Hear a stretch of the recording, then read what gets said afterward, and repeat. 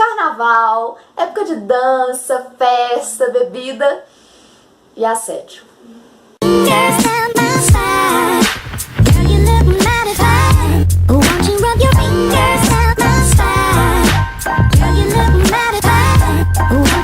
A youtuber Isaba Jujut recentemente fez uma parceria com a Skol para um dos vídeos dela, falando a diferença de assédio no carnaval e de paquera, flerte.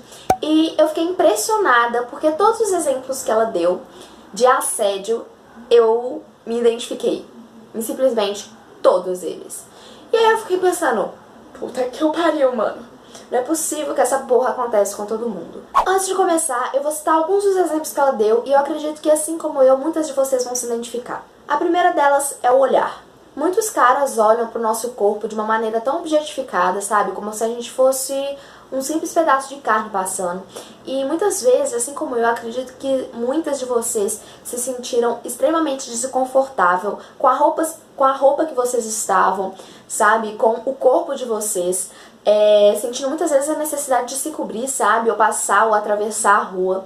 E o mais triste é que isso não acontece simplesmente no carnaval. Isso acontece de uma maneira mais exposta, mais intensa no carnaval, mas isso acontece sempre. Quando a gente vai atravessar a rua, quando a gente pensa duas vezes antes de escolher a roupa que a gente vai usar, sabe? Quando você pensa que acabou, minha querida, não, não, não. A gente ainda entra na categoria elogio. Sabe quando você tá passando e aí você escuta delícia, e ainda vem seguido um esse aí, gente, esse aí é pra matar qualquer uma. Pois é, gente, seria cômico se não fosse trágico, não é mesmo? E o mais triste disso tudo é que se a gente reage, né, mostrando um dedo do meio ou falando qualquer coisa do tipo, as chances de você ser agredido verbalmente ou se não fisicamente, né, são grandes. Então, além de você ser assediada o tempo inteiro, em todas as esquinas, em todos os momentos, você ainda tem que aguentar isso calada, né? Afinal, isso é um elogio, não é um assédio. Qual é? Deixa de ser grossa, você é a chata. Outra questão ainda mais agravante é quando a pessoa se dá o direito de te tocar. Muitas vezes eu e minhas amigas estávamos passando e os caras pegavam no nosso braço, pegavam no nosso cabelo, se não na nossa bunda. E eu fico pensando, mano, aonde o cara se sentiu no direito de poder tocar o meu corpo, sabe? Meu corpo me pertence, você não tem o direito de encostar nele sem meu consentimento, sabe? Não. E essa eu acredito, tenho certeza que muitas aqui já vivenciaram. Você tá de boa andando com a sua amiga, curtindo, bebendo uma, de repente chega o escrotinho. Aí ele... Oi, gata, tudo bem? Posso conversar com você? Não, não, cara. Obrigada, obrigada. Ele, não, mano, mas vem cá. Não, não, não, obrigada. Já começa pela questão dele não entender a diferença de sim e não, né? E aí, em última instância, você vê a necessidade de quê? Fala que a sua querida amiguinha que tá aqui te acompanhando é a sua namorada, né? É a sua parceira. Não satisfeita por ganhar um não, pois ele é um top, né? Ele é um cara bem dos fortes, bem potente. Ele quer realmente que você prove que você namora sua amiga. Então, eis que ele te pede, pô, dá um beijinho aí, sabe? E aí já entra novamente a questão da sexualização da mulher, né? Já entra novamente esse, nossa, esse fetiche, quero que vocês me agradem, vai, dá um beijo aí pra eu ver.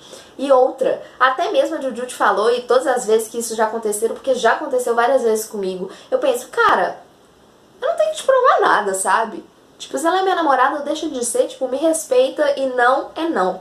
É engraçado que isso acontece novamente quando a gente tá de boa curtindo, chega um cara e a gente fala que não e ele continua persistindo. E aí, de repente, chega seu namorado e ele fala, opa, desculpa aí, viu? Como se ele tivesse que pedir desculpa pra ele e não pra você, sabe? É como se fosse novamente a situação. Ele é meu dono e, logicamente, eu sou a aposta, então ele tem que pedir desculpa pra ele, não pedir desculpa pra mim, né? Era, mas por que eu tô banalizando a mulher? Ué, tô pedindo desculpa porque ela namora. Tá, tudo bem, mas se a situação ocorreu entre vocês dois, o namorado dela é no mínimo a segunda pessoa com quem você deveria pedir desculpa, né?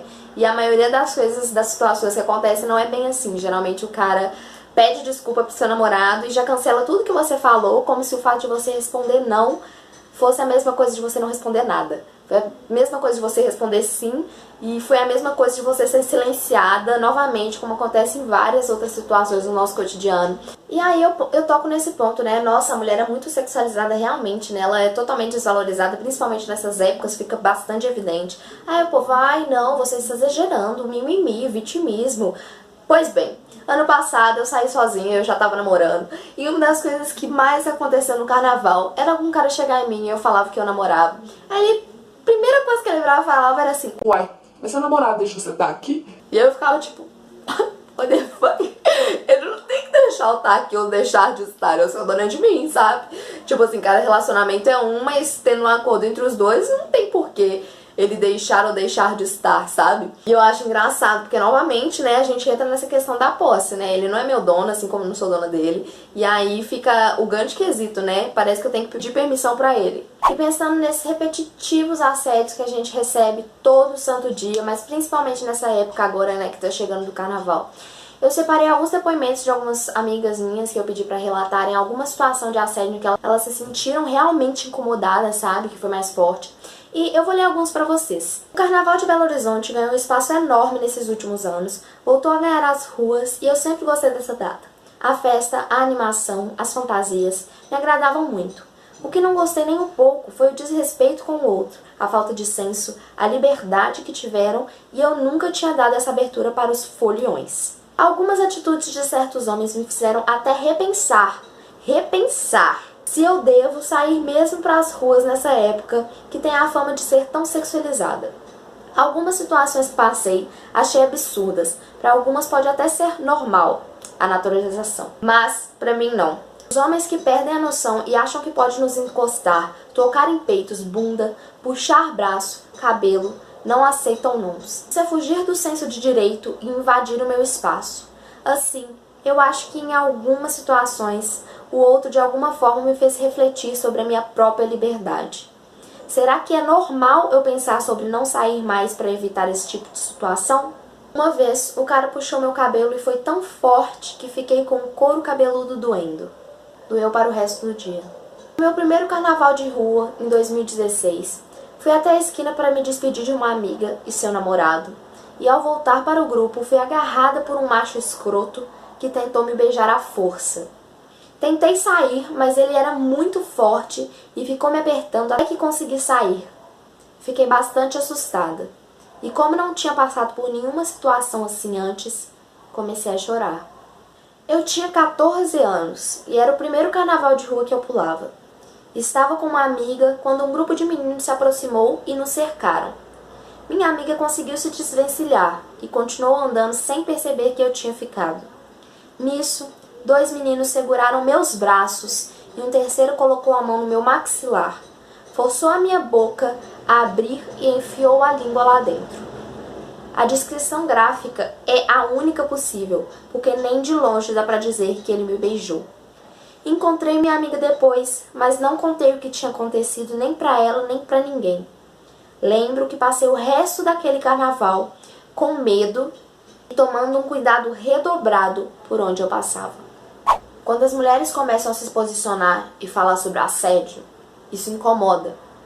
Isso incomoda porque isso é tão naturalizado que quando a gente começa a contrapor com um sistema que já está há muito tempo, as pessoas que já estão vivenciando isso sempre e gostam do que acontece, se incomodam. É tipo uma pulguinha, sabe? Que vai piorando cada vez mais. Porque isso exige delas outro posicionamento. Isso exige respeito, compreensão do que é estar no corpo do outro e das diferentes vivências que a outra pessoa tem, não só no carnaval, mas em todos os dias das nossas vidas. Vamos começar a botar a mão na consciência e refletir sobre as nossas ações. Será que o que a gente realmente está falando é necessário? Ou a gente está falando as coisas e reproduzindo cada vez mais sem refletir? Vamos nos colocar mais no lugar da outra pessoa e aprender a ter respeito para escutar e buscar mudar, sair da nossa zona de conforto. E é isso, curtam bastante, dancem, aproveitem, previnam-se e, claro, respeitem as minas. Um beijo, tchau!